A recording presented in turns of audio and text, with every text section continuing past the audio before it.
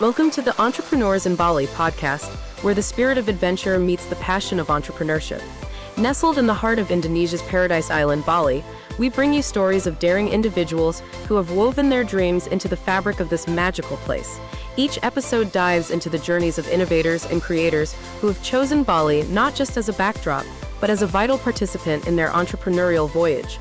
From the rice fields to the surf beaches, from digital nomads to local visionaries, join us as we uncover the challenges and triumphs of building a business in Bali. Whether you're seeking inspiration, adventure, or insights into the world of entrepreneurship in one of the most beautiful settings on earth, you've found your community right here. So tune in and let's embark on this journey together. Welcome to Entrepreneurs in Bali. Welcome to anyone listening or watching. We didn't plan on matching, so if you're watching this, it was coincidentally. So we're meant to be. For those that can't see us, it's just listening. We both have the exact same color T-shirt on. So if you're watching us on YouTube, you'll see it looks like we're matchy. Yeah. So today we have Jasper, and he's going to tell us a bit more about what he does and how he got into it and why he decided to come to Bali to do that. Yeah. Welcome. All right. Thank you very much for having me. Yeah, my name is Jasper, 26 years old. I'm from the Netherlands, and right now I have my own recruitment company. And basically, what we do is that we provide remote jobs for people from the Netherlands, mostly in customer service. Yeah, right now we are at 120 people, all from the Netherlands, and I think 95% live abroad.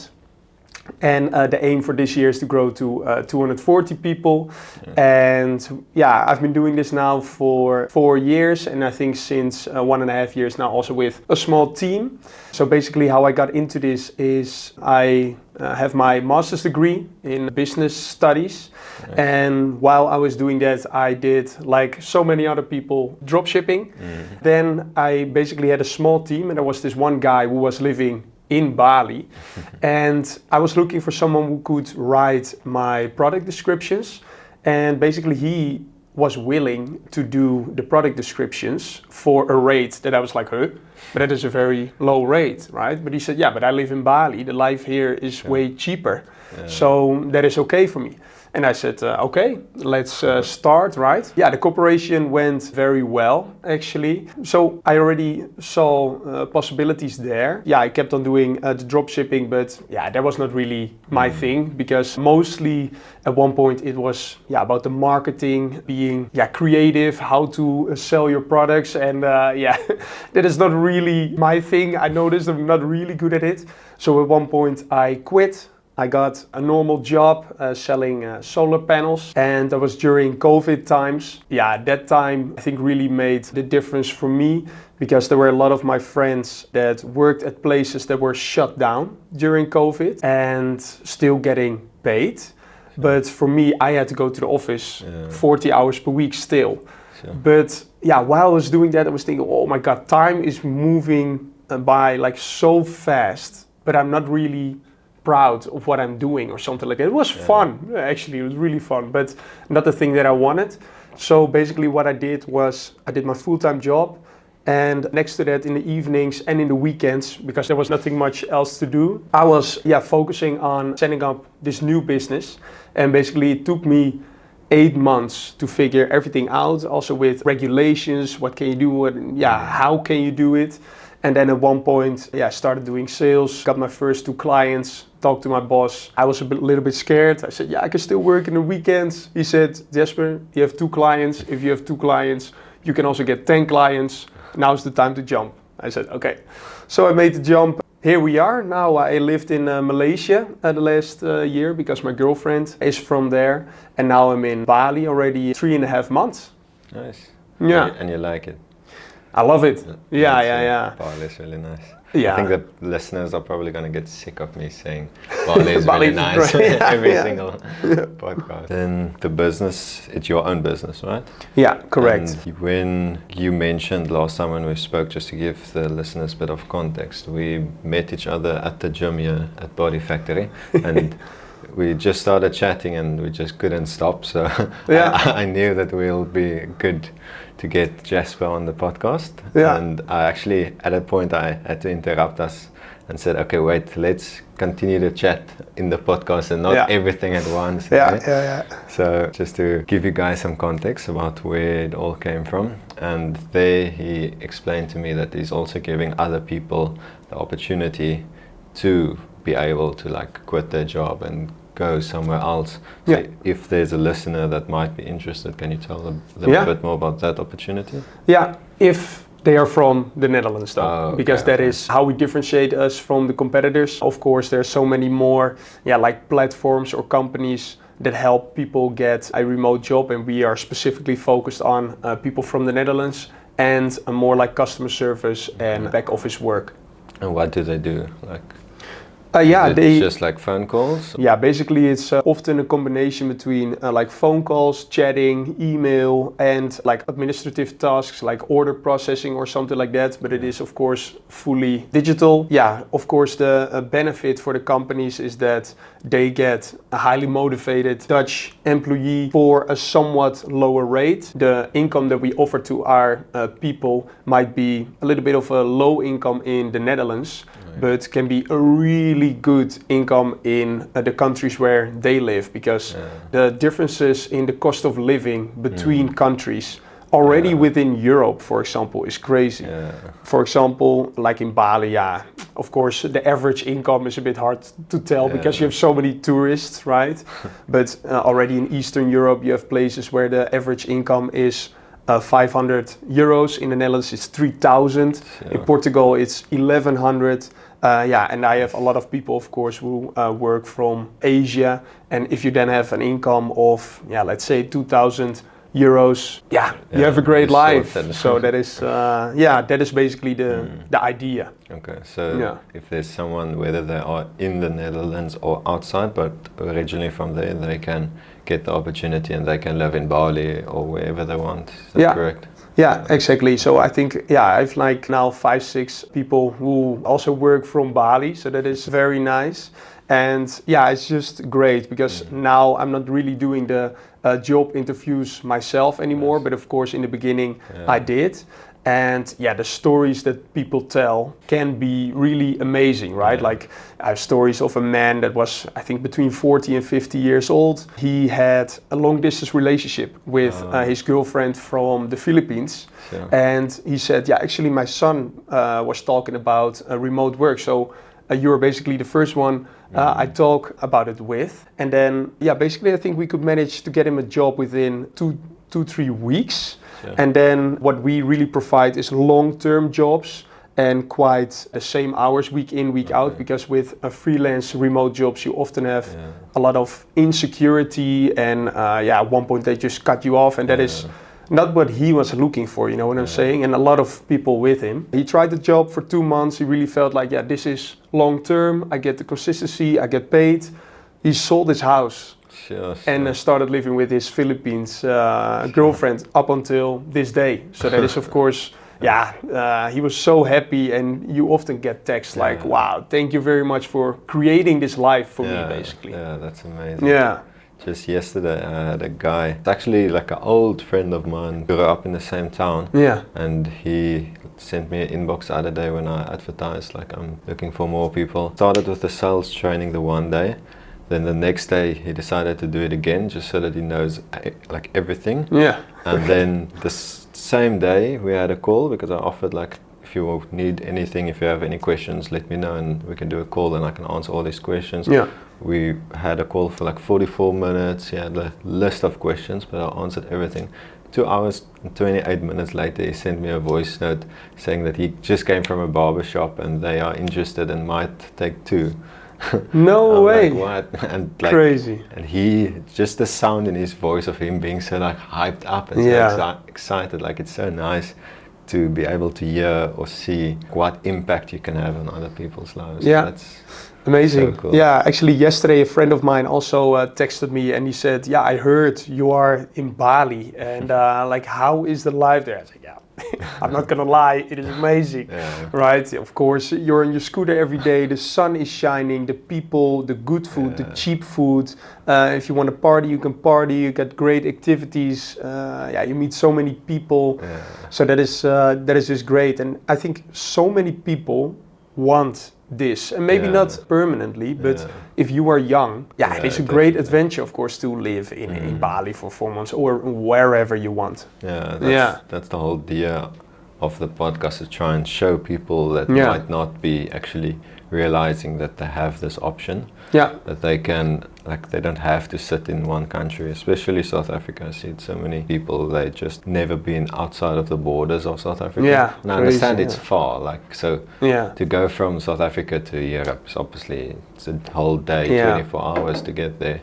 So it's not like Europe where you guys just jump on a train and like a few hours later you're somewhere else. So it's a bit more difficult, but still a possibility, and it's good for people to see exactly what it's like in Bali. And Bali is just an example. People can go to the Philippines or wherever. It's just one example that we always using, but it can be anywhere where people want to. If there's, for example, someone sitting in an office, what advice would you give them? If they just scrolled their phone now and found this podcast, listen to this, what would you tell them? With remote work, it comes in a lot of different options, actually, and they need to figure out what it is that they want. Like, for example, the easiest way to get a fully remote job is to get a little bit of a simple job, like, for example, customer service or translation work or whatever. But everything has like an advantage and a disadvantage. So I think if you do like customer service work,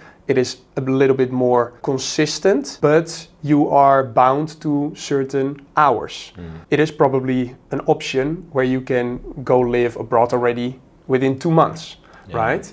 You have options where you can do editing, for example. I met a lot of people that are doing editing and working remote. They have the big advantage that they also have more freedom with their time. They can often do the work whenever they want, or at least, they have way more freedom in that. But there's a little bit more risk. Because often the jobs are not like week in, week out, 40 hours or 32 hours, you know what I'm saying? So that is another option. And the third option is to start your own company. Like for me, I like to have enough money, right? I don't want to live in a very small place, or I want to be able to travel wherever I want, do activities. Like if I meet people and then I say, let's go do midget golf, or let's go to an elephant sanctuary, but the price is, let's say, $100, and they're like, ooh, then I think, you're not really getting the full experience, you know what I'm saying? So I think people have to think about what they want, what makes them happy. I would say if you are not very sure if you will like living abroad, then like the simpler option, do whatever you can do, like customer service, but if you can do editing, the rates are often way higher, then you can pretty quickly just go and see if it is something for you. At the other hand, I also think like you are still working. You know what I'm saying? So I think there's really a big difference if you are on a workation or a holiday. So if you are having a good job in the Netherlands or wherever, you can also just save and go, and that is a totally different experience. So you gotta see for yourself what you like, but I think it is definitely always worth finding out something like this. And I hear people like they have a very good job where they're from, but then I think, will you ever regret living abroad? Like I never heard anyone say, that was I went to Bali and it was terrible, man. Or it was not really what you expected. It was fun for, let's say, 2-3 months, and then you found out, actually I like where I'm from, so I don't mind staying there and just going on a holiday. But it is worth figuring out, because you hear so many examples of people that go abroad for a long time because they can also work there, for example, and then it really opens up their eyes about something. Like I remember when I went to Bali for the first time 1.5 years ago, I had my company already, so I was working in co-working spaces, and I was sitting in front of this girl. I think she was German, a woman. She was wearing flip-flops and just like a swimming gear, and her hair was a bit messy, and she was laughing, sipping out of her coconut. And then we started talking, and she had like multiple businesses, and I think it was just multi-millionaire or something like that. And she was just there working on her flip-flops, and then my idea of people that are rich are like in an office with a big group of stuff they have to manage, stressed, blah blah blah, you know what I'm saying? But she's just here. And then I thought, that is just one, because if you go to our gym, you hear so many stories of people that have successful businesses there, or that is just amazing. You see the possibilities, and then you can find out for yourself, like, I want this or I don't want this. Yeah. When I decided to come to Bali, I actually looked at like all the options, for example, like gym, but not just gym, also co-working space and all of that. And I decided to go not necessarily for the most expensive one, but for the one that looks the best. Because I know almost when I say the better people is going to be there. I don't want to talk down on anybody. I've exactly 100%. But for example, like Body Factory, it is the most expensive gym in Bali, but you can speak to any person that comes sit next to you, and you'll meet some amazing people. Everyone with like that same mindset, and that's also what I love about Bali. You can literally go around any corner and you'll find a super interesting person. It's not like in other countries where if you start to talk to a stranger, they're like, why are you talking to me? Very open to talk. Yeah, the moment when you start to speak, it's just like, hey, another friend. True. Like what I heard, because also when you are here, some people really lived in a lot of places, like in Dubai, also very popular, for example. What I hear is that they find this place really chill, laid back. And I actually did the same, why I chose that gym, because it's really expensive, especially for Bali.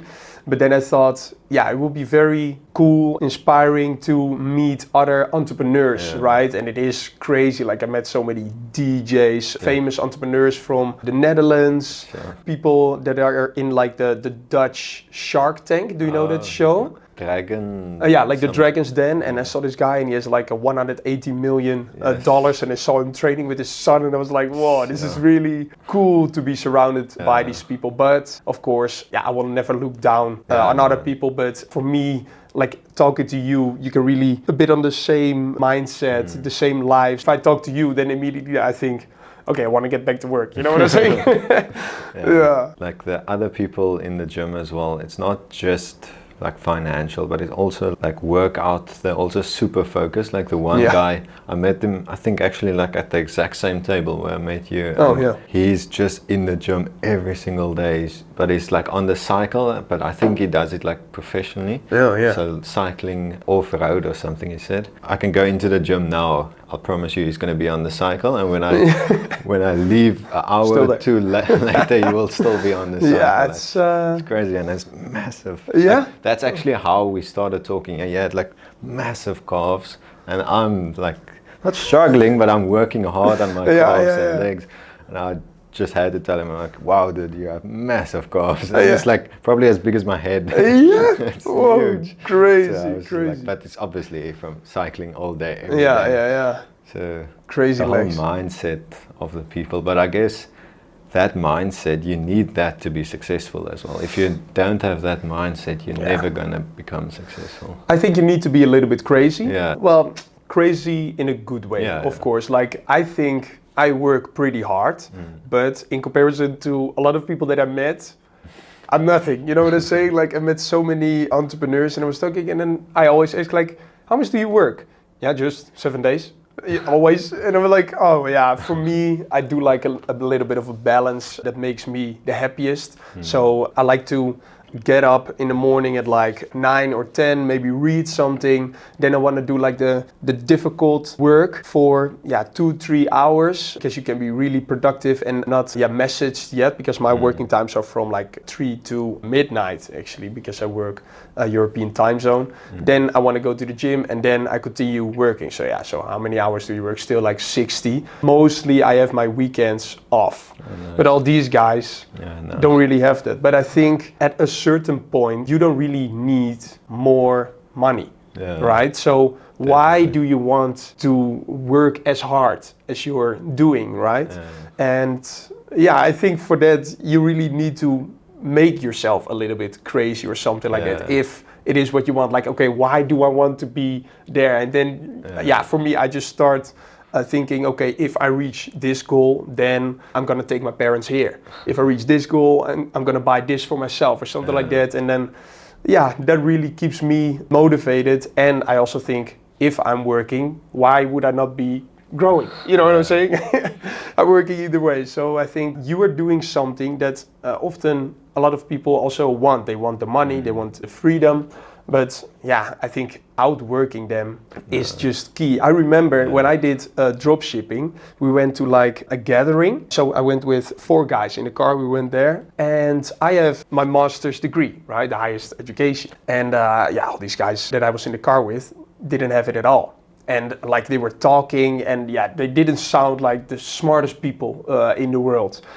But everyone was outperforming me like crazy. Like I didn't make any money while I was doing it as long as they were doing it. And they were making like, big numbers already. And I was thinking, hey, like what am I doing wrong? But then their mentality, like I was like super focused on, okay, how can I make this picture look nice and this and that? And they were like, I'm testing 30 pictures a day, you know what I'm saying? Like, what?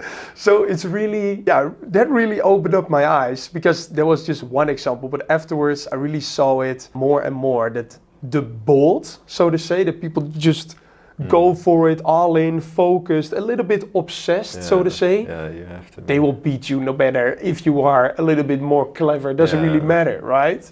So that was, I think, also very good, because that just gives the opportunity to everyone.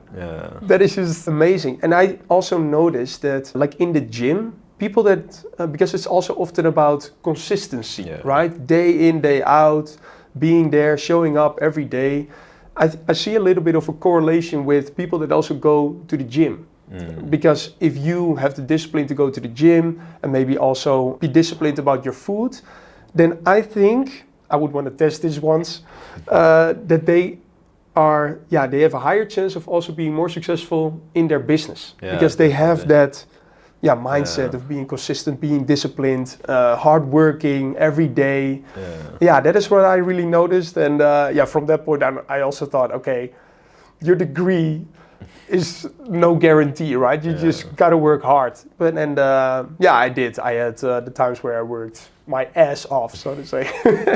Nice. That's good. To touch on the gym, like in May month, so that's in 2 months, the 5th, then it's going to be exactly 10 years that I've been, since the day I signed up to the gym, like my first contract up until now. I obviously did go to the gym before in school, but not as focused.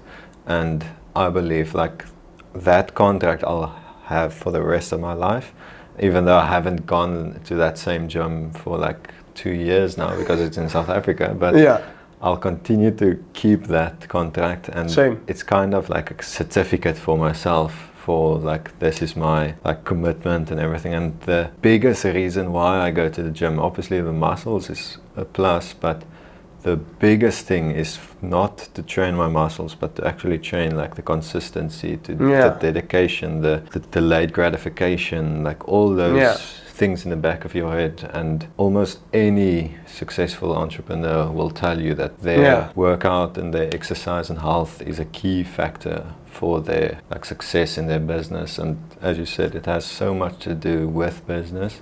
So 100%. To show up every single day, not expecting results the same day, but knowing that in the long run this will result to something. All those days, that's exactly the same as business. You have to put in the work every single day, take a loss for a few months maybe, just put in the work, knowing that after 6 months, or depending on the business, it will turn to be profitable, and it will all be worth it at the end of the day. That's it. And of course you can get your results faster. That is also the case in the business. But if you see someone that is like muscular, you know he put in the work. You know what I'm saying? Like, there's no way around it or something like that. So I think that is, I always like the side of having the muscles, and just working out is good. Like before, now I don't really run as much anymore because it's just too hot. But I remember that if I had any problems, with the company, and then I would just be like, okay, just leave it for a while and then start running. I come back, the dopamine that is released, you are so happy, more positive, and then that just helps. I think if you are always, it's something different to keep your mind off a little bit in a good way. So I think a recommendation for everyone. How far do you used to run then? Like 5Ks or? Yeah, 5Ks, not longer. I don't like, I rather go a little bit shorter, but then faster than too long. I would be bored. When I was in school, I used to run a lot. Yeah, same. I used to be fast anymore. now. No, not anymore. No, true. Yeah, that is the downside of the muscles. You become slower. That, but also like my knees and my lower back got so bad after a while from the impact the whole time. So I just decided it's not good for my knees and my back, so I'd rather do weight training. And weight training is proven to be a lot healthier than any other exercise you can do. Like even to do cardio is good, but ideally you want to have a little bit of a balance. They've said that if you have to choose one over the other, then it's going to be weightlifting. So what is your goal in your lifestyle? What do you want to accomplish? So it was to quit my job. So I've done that. But now, like also something you mentioned earlier about giving yourself a goal, and when you reach that, to reward yourself.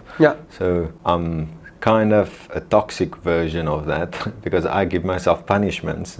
So I told myself and this was back in like 2 years ago, told myself when I left South Africa back to work, I told myself I'm not allowed to go back to South Africa before I've quit my job and like stopped, and then I started working. I was like working in the day, you worked hard. At night, I was just like slamming through, continuing, working the day again, working at night again for myself, and that motivated me, and that definitely helped me speed up the process a lot. If I didn't push that hard, probably would have took me like 4 or 5 years, but now it just took 2 years. Then I came here. Now I have to go for my sister's wedding in May to South Africa. But actually also told me that I can only go to South Africa now if I can buy myself a supercar. So now I'm still working, but I have to go anyway. Of course. My sister's wedding, I can't miss that. So I'll go for that. And then come back again and then work for that supercar and then go. Sounds good. I gotta say I have a little bit of the same, but I think the mild version, and I also did it now. What I always do is, like I told you, I have 120 people now, but immediately I say, and the aim for this year is to reach 240. I'm telling that to everyone. That's good. So that is already like, how do you say it, like a part of my identity that people think, okay, he is going to reach the 240, and then if I wouldn't reach it, I would feel guilty because I told everyone already that I would reach it, and maybe 1 or 2 will ask me about it. Did you reach 240? I'm like, shit, I didn't reach it, but I think I'm gonna reach it. I think it's good to set the goals. I also like the rewards I set for my goals are not necessarily things I cannot buy now, but it's just, if you just give, I think it's nicer to give yourself like a reward for something that you did than just buy it for yourself. Then it's really like I earned it or something like that. So I remember earlier I also set some goals. So I gave my parents a trip to Peru, and it was their first time outside of Europe in 30 years. So that was really amazing to be able to do. And now in 3 weeks I'm going to New York with my sister because she also helped me out with my business once. And it will be her first time outside of Europe ever.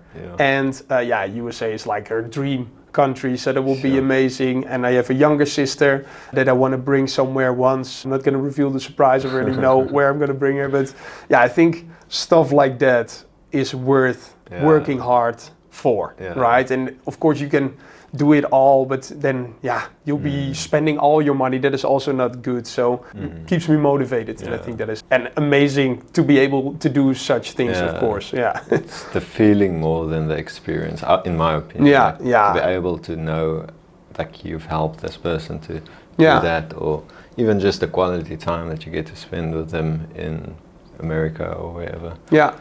True, and actually for me, my girlfriend is then from Malaysia, but she also has multiple companies. Yeah, business legend, I would say. She's also a little bit famous, and she's actually a very different entrepreneur than I am. Like, she thinks way bigger than I do. Way more impulsive, way more fast. I'm a little bit more calculated, right? Actually, she's been doing her business already for 10 years. Sure. And she used to earn a lot, and now still a lot, but the numbers before were like crazy.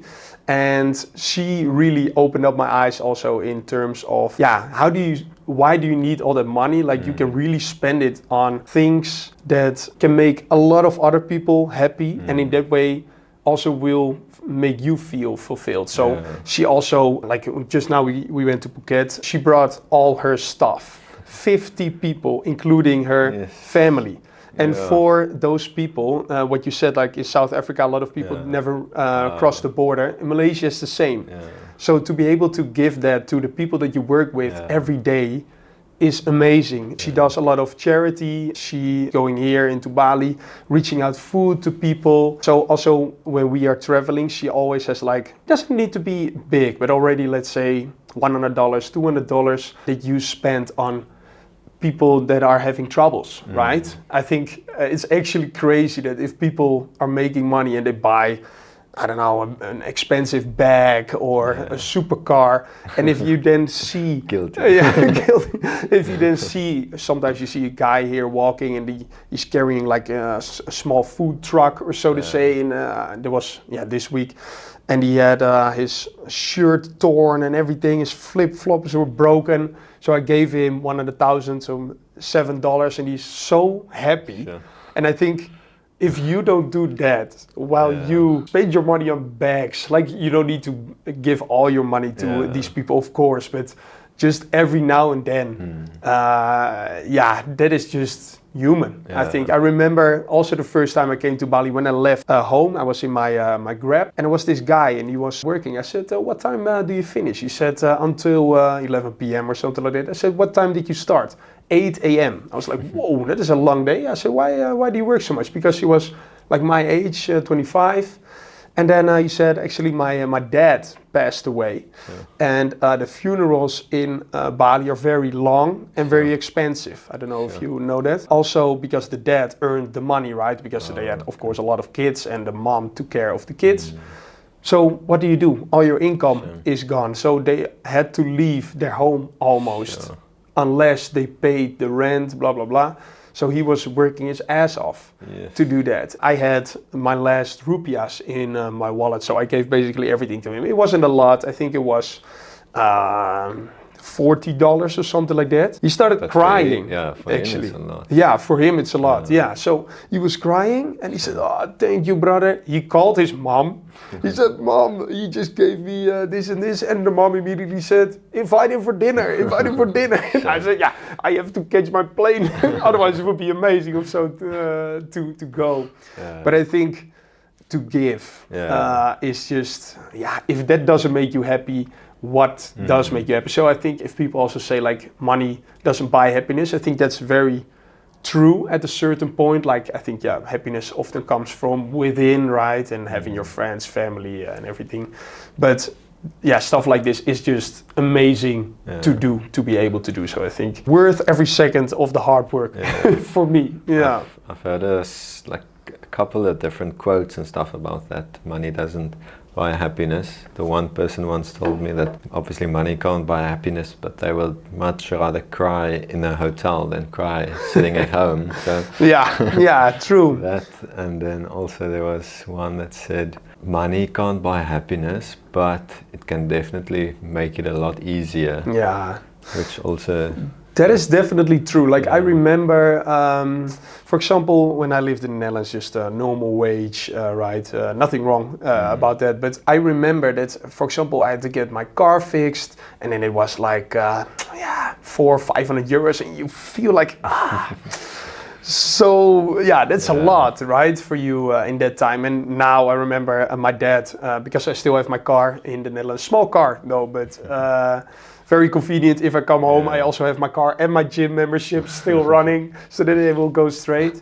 But car had to be for the yearly checkup, and also the price was €500. And now, I was a bit laughing about it because they had to change the engine, and I said, hey, change the engine? Why change the engine? But okay, and I think you have a lot of times, also when you're traveling, maybe you need to buy a visa, you always have those extra costs. And if every time you feel like, this is more expensive than I thought, or something like that, then that is a little bit of unhappiness, right? And now you can just take it more, better, and that makes life easier, a little bit less stressful. I remember when my grandma passed away last year, I was able to book a flight straight the same night. Of course, if you buy that short notice, can be very expensive. It was very expensive.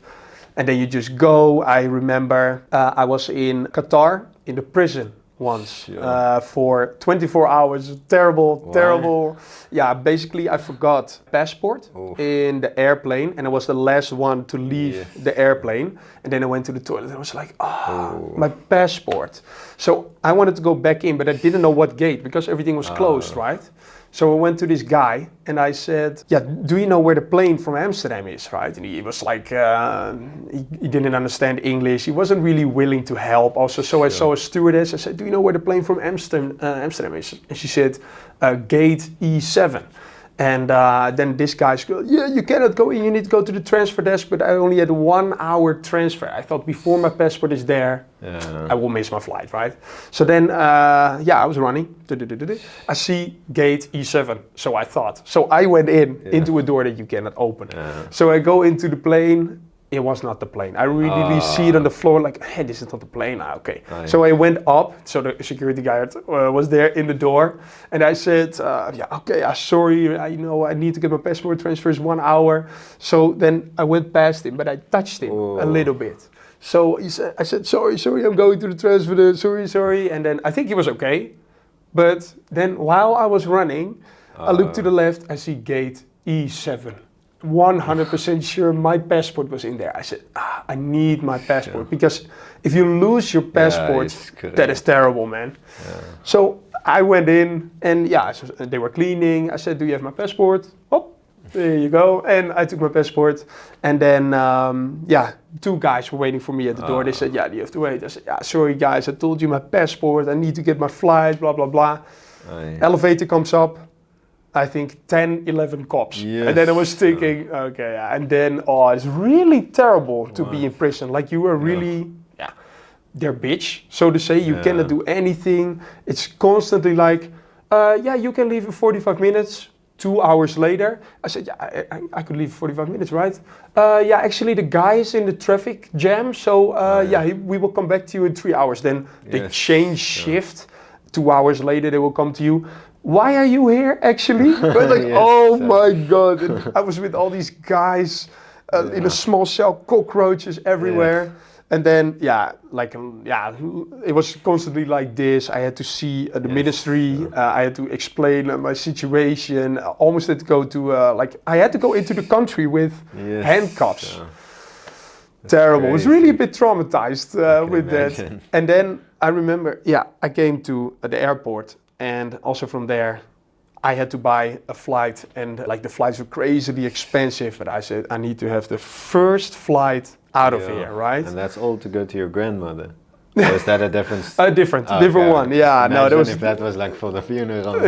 Actually, but also there, if you don't have money, that's really painful. You cannot take a hit or less, right? And now you're like, okay, boom, I need to get. So it makes life more convenient. This is a bit of an extreme example, of course, but just so many of these things in everyday life. And it also brings fun, like you can go to a gym like this with a pool, with an ice bath, with a sauna. It's just amazing, I would say, right? I feel like it's almost the smallest things that makes the biggest impact. For example, I remember way back in the day when I was still just living in South Africa and just working there with a low salary. What is the salary there then? Next to nothing. It's probably the same as here in Bali, to be honest. It's so low. I think, I can be wrong, haven't been there for 2 years, but I think the minimum wage might be 6,000 Rand, which is €300 a month. That's nothing. Whoa. That's crazy. Ooh. Oh, crazy. Yeah, like, that is... And back then, there was a time when I was, okay, but this is like 8 years ago, 9 years ago. There was a time when I got paid like 4,000 rand a month. That's 200 euros. So that's nothing. But that time I'm like, okay, first job, this is nice. I get my own salary. Felt like I was doing good. Yeah. Obviously Yeah. not. I'm getting rich. Yeah. Then I got a promotion, like $50 extra a month. I'm like, yes, Yeah. 50 euros, like 1,000 rand extra. And I'm like, wow. I think, sorry, continue. I feel like it's a small things, like being able to go to the store and just buy whatever you want. Like, true. I remember the times when you were like checking prices. Okay, this one is cheaper than that one, so I'll take this one. Yeah. But now it's just like, just take whatever you want. If you don't want it, you don't take it. If you want it, you take it. Yeah. You don't even know the price. You tap at the end, but it's all you. Yeah. You won't even care unless if she tells you. Yeah, true. Yeah.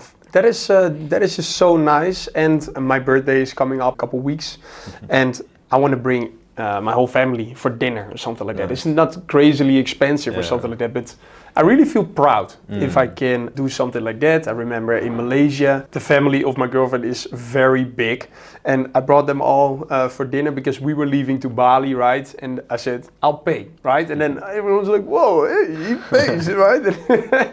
That is just, and just what you say, all the small things. I don't even know what I spend every month. Exactly. I have no idea. That is just convenience to be able to get drinks in a club or stuff like that. That is just great. Like the other day I went to buy ice cream, put a few down, and the guy said, this one is 40,000. I'm like, okay. Why? I'm like, because obviously for him, he feels like what people don't know it's this much, so he needs to warn them because they might not want it since it is so expensive just for an ice cream. But for other people, it's like, okay. Yeah. Even if it's 100,000, I want it. I don't mind. Yeah. But there's also obviously a level where it's like not stupid money. Like the one time in Cape Town, actually, ex-girlfriend of mine, we went to like a bookshop and she wanted to buy one of those like adult coloring books, that fancy flower things. Yeah. And she took a book and like a small packet of like pencils. And when we like paid, I think the book was like maybe 200 rand. When we went to pay, they said it's like 500 rand. I'm like, what? Why is it 500 rand? Then they said the pencils is 300 rand. I'm like, yes, sir. Just for a packet of pencils. So at that point, I'm like, no, keep the pencils. We'll go to a different place. We bought the book, and at a different place, a big packet we bought for like 50 rand. Yeah. So there's also a point where it's like you have to still consider what is acceptable. I still have my principles though, even though like my girlfriend can sometimes be hating on me, but if I just see they are charging me a way higher price, then I think you don't deserve it. I'd rather just pay a normal price and then give the extra money to someone else if someone is trying to cheat me or something like that. Because, for example, if you go on trips, lately we went to watch dolphins and there was this guy in the boat. I always give something in the end, like a tip or something like that, but it's got to be fair, right? So, I think that is also good. What did my friend say? I think in the Netherlands the saying is a little bit better, but if you don't respect the money, then you don't earn the money. Or something like that. How do you say like you don't deserve the money or something like that. And I think that is actually good. Like just if you have it, you don't spend it like crazy. Personally, some people might disagree with me, but I don't like to give money to like homeless people. Oh yeah? I do. I rather give to people that actually like make my life easier. Oh. For example, like the guy that parks a scooter here, for them I'll give cash. It's like anywhere where somebody actually helps me, there I help, because I've heard so many cases of, for example, in London, there's people that's banned from begging on the street because they're multi-millionaires from begging. They make much more money by begging than they would have made by actually doing a job. So for those kind of cases, I only give to people that actually make my life easier, and not just the random guy on the street. That one is difficult because I also heard from a girlfriend that like in Malaysia you have loan sharks, right? So if people cannot get a loan from a bank anymore and they're also not really friends or family anymore that can help them, you can always go to the loan shark where you can get money for a crazy return. But yeah, if you don't have food already for 3 days, you need money to buy food, you know what I'm saying? But if you don't pay them, they do like the craziest measures, like they take your child, cut off the leg, put them on the street, right? Yeah, it's cruel. Yeah. And yeah, like there are people, beggars, that are then, if you give them money, it's going to them, you know what I'm saying? Like they don't get any of that money. But I think, what if, because when was it, last week? I was on my scooter and saw a blind man, like at the side of the street. Okay. Yeah. Unless if he's faking, but... yeah, well, you see the eyes, right? Okay. So I gave him, what is it, 20,000 rupiah, how much is that? I don't know. And then, what if he's then really blind and you are there and people are not even giving you anything? Yeah. When I was in China, I also saw a woman burned, right? And there's so many people walking past by. No one gave anything. Like, what can this woman do? Yeah, for me, it's also like a risk. What if she's really in need? And then, I often give. Not like big amounts because, you don't know, but always a little bit because you don't even feel it yourself. So, maybe it goes to other people. Maybe they are a multi-millionaire, but even if she's a multimillionaire and she's burned, I would still feel a little bit pity. So. Yeah, no, that's why I said a lot of people will disagree with me on that. And I know like Tony Robbins, in almost all of his books, he also like promotes giving so much. Like he says, like you should donate as much as you can because it all comes down like to like the mentality that you get from that. Yeah, it helps you to build your name and make yourself feel better. That you are able to help more people, and then you want to strive for more so that you can help even more, and it's all like a snowball effect. But I just feel like I work so hard for my money, so I'm not just going to give it away to the first person asking for it. So true. Of course, I'll give it for people that helps me. It's part of my community, if I can say it like that I see every single day. Yeah, and for example, my friend, he's from Sri Lanka, and he went there, and there was, I think, an uncle or something from him. And what was it? Yeah, he had to take care of his mother, and he also had a little son, but his income was $200 or something like that. But there was maybe some other people that he had to take care of, but I'm not sure. And now my friend actually gives him every month, I think, what is it, $100 or $200. And actually yesterday I saw in his Instagram story that like this guy, his uncle, is sending like text messages every week, every month about the progress. Like the son is now going to school and we're having this food and stuff like that. Yeah, that is just amazing to be able to do. And I think with your family, you know their stories, so you can help them out. Like for me, it would also be the same. Now I have this money, and then later on, if my parents or my sisters or good friends would be in trouble, I will always be there for them. Right? That is just a no-brainer for me. Of course, I'm not scared that they will take advantage of me or anything because we're going way back. But that is just. A good thing to do, I think. I definitely agree. Thank you. Time flies when you're having fun. Time flies. Yeah, thank you very much for having me again. It was a pleasure. My first podcast ever. Nice. My fifth one. But it's nice. I like podcasting. It's basically just a conversation. So 100%. Just exactly. I actually wish that we had a camera or something the day at the gym because that one was so fascinating. Just like this one, but that one is all about business. True. I love that, and I know you did too. And fun how it was created because I was sitting outside and then it started raining and then I wanted to go in with my food and there was no table. You were like, oh, you can sit here. I'm like, oh. And then here we are. Crazy. Yeah. Thank you very much. Thank you. And good luck with everything.